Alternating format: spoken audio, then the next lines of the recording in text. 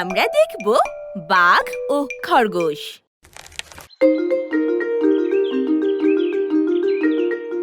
অনেক অনেক আগে বনের এক গুহায় থাকতো এক বাঘ। সে ছিল খুব বুড়ো আর ক্ষুধার্ত, কারণ সে খাওয়ার জন্য তার প্রয়োজন মতো শিকার ধরতে পারত না। বাঘটা এতই বুড়ো ছিল যে শিকার তার সামনে দিয়ে হেঁটেই চলে যেতে পারত।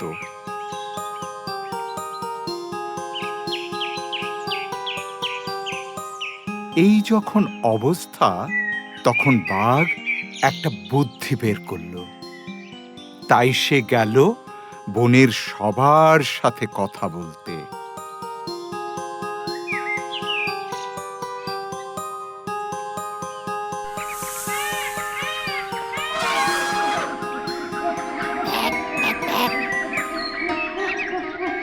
হাতি, ময়ূর, খরগোশ, হাঁস, বনবিড়াল সহ বনের পশু পাখিরা বাঘের সাথে কথা বলছে।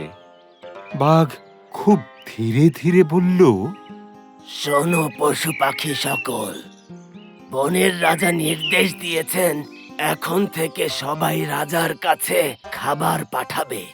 রাজা আরো বলেছেন বনের বাঘ মানে আমাকে প্রত্যেকের কাছ থেকে সেই খাবার সংগ্রহ করে রাজার কাছে নিয়ে যেতে। এই কথা শুনে সবাই ভয় পেয়ে গেল। হাতি বলল, বনের রাজা এই কথা তোমাকে বলেছেন? বাঘ বলল, তাই তো বলেছেন। ময়ূর বলল, তাহলে উপায়? হাঁস কিছুক্ষণ গভীর চিন্তায় প্যাক প্যাক করে বলল, প্যাক প্যাক প্যাক। উপায় খুব সোজা ময়ূর ভাই, এক এক করে আমরা রাজার কাছে খাবার পাঠাবো। Pack pack pack. তখন সবাই মিলে সিদ্ধান্ত নিল তারা প্রতিদিন এক এক করে রাজার জন্য বাঘের কাছে খাবার পাঠাবে। সবার সিদ্ধান্ত শুনে বাঘ বলল, ঠিক আছে, তোমরা যেভাবে সুবিধা সেভাবেই করো। দেখো, এটা কিন্তু রাজার নির্দেশ, ঠিকঠাক মতো পালন করো। আমায় আবার কোনো বিপদে ফেলো না বন্ধুরা। এই বলে বাঘ চলে গেল।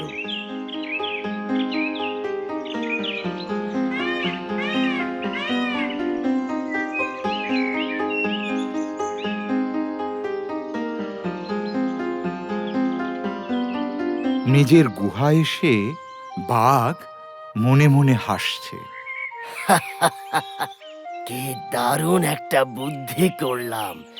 এখন পেট ভরে প্রতিদিন আরাম করে খাবো আর ঘুমাবো।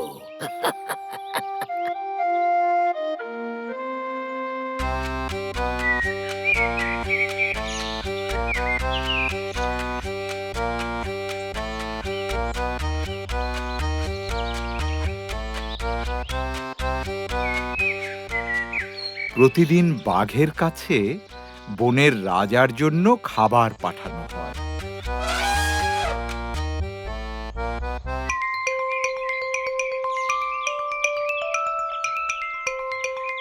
আর বাঘ সেই খাবার নিজের গুহায় নিয়ে আরাম করে খায়। এভাবে আরামে আয়েশে বাঘের দিন কাটছে।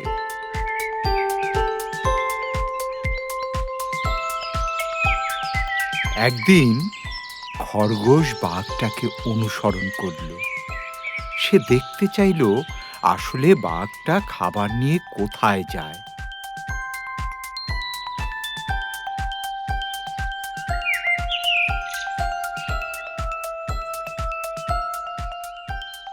সে চুপি চুপি দেখল বাঘ খাবার নিয়ে রাজার কাছে না গিয়ে নিজের গুহায় বসে খেয়ে ফেলছে।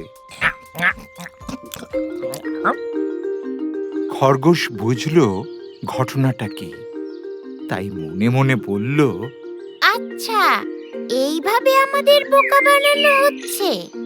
দাঁড়াও, তোমাকে দেখাচ্ছি মজা।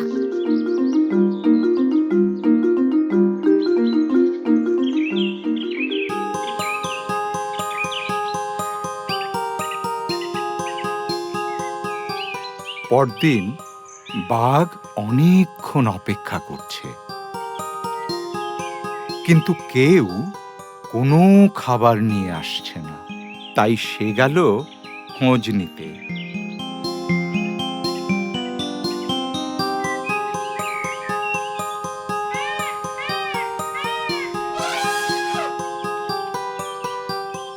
বাঘকে আসতে দেখে হাতি বলল, কি ব্যাপার বাঘ, এখানে কি করছো?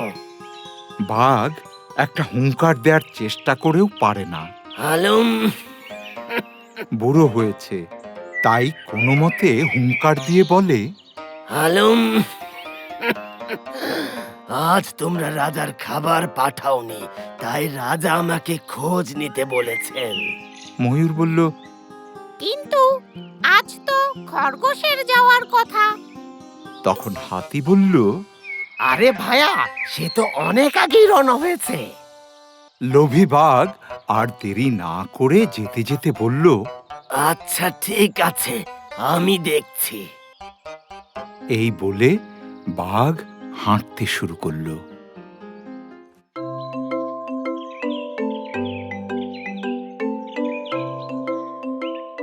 পরদিন বাঘ অনেকক্ষণ অপেক্ষা করছে, কিন্তু কেউ কোনো খাবার নিয়ে আসছে না। তাই সে গেল খোঁজ নিতে।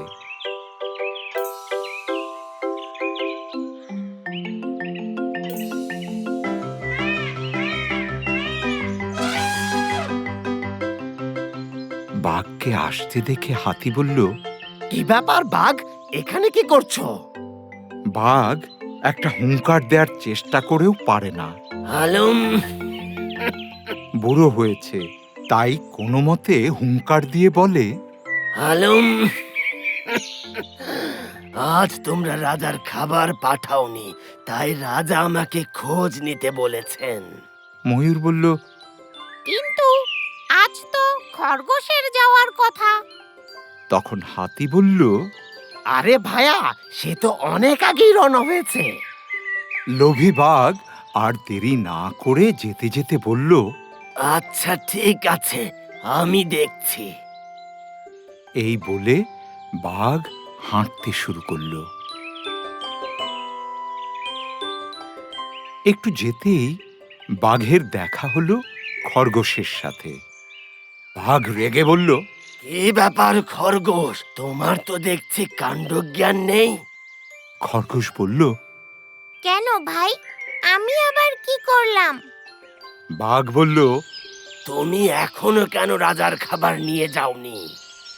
তখন খরগোশ বলল, সে তো আমি যাচ্ছিলাম ভাই, কিন্তু পথে তোমার মতো একটা বাঘ এসে আমার কাছ থেকে সব খাবার নিয়ে যায়, বলে সেই নাকি রাজার কাছে খাবার নিয়ে যাবে। বাঘ হুঙ্কার দেওয়ার চেষ্টা করে কাশতে শুরু করে। কোনো মতে কাশি থামিয়ে বলে, এত বড় সাহস, আমায় নিয়ে চলো ওর কাছে, বেটাকে মজা দেখাচ্ছে। খরগোশ একটু ভয় পাওয়ার ভঙ্গি করে বলল, চলুন বাঘ মশাই, চলুন, আপনাকে নিয়ে যাই ওর কাছে।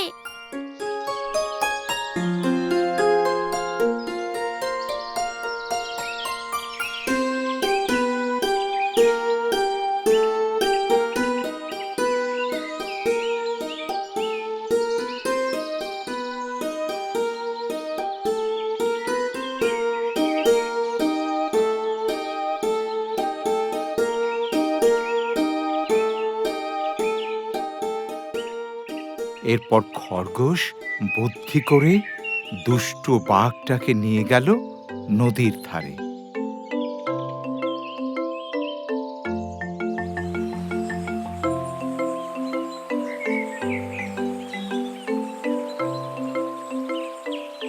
খরগোশ বলল, বাঘ মশাই, ও থাকে গভীর জলে, আপনি ছাড়া কেউ ওকে ধরতে পারবে না। বাঘটা তখন রেগে গিয়ে বলল, সে যত গভীর জলের বাঘ হোক না কেন, ওকে এখনই ধরে আনছি আমি। এই বলে বাঘ নদীর পানিতে লাফিয়ে পড়ল।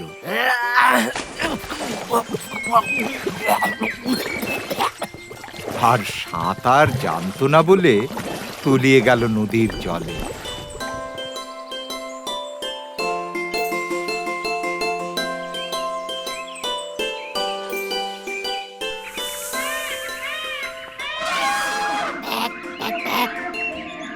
এরপর খরগোশ এসে সব জানালো বনের পশু পাখিদের। সব শুনে ওরা খরগোশকে অনেক ধন্যবাদ জানালো। আর এইভাবেই বনের পশু পাখিরা বেঁচে গেল দুষ্ট বাঘের হাত থেকে।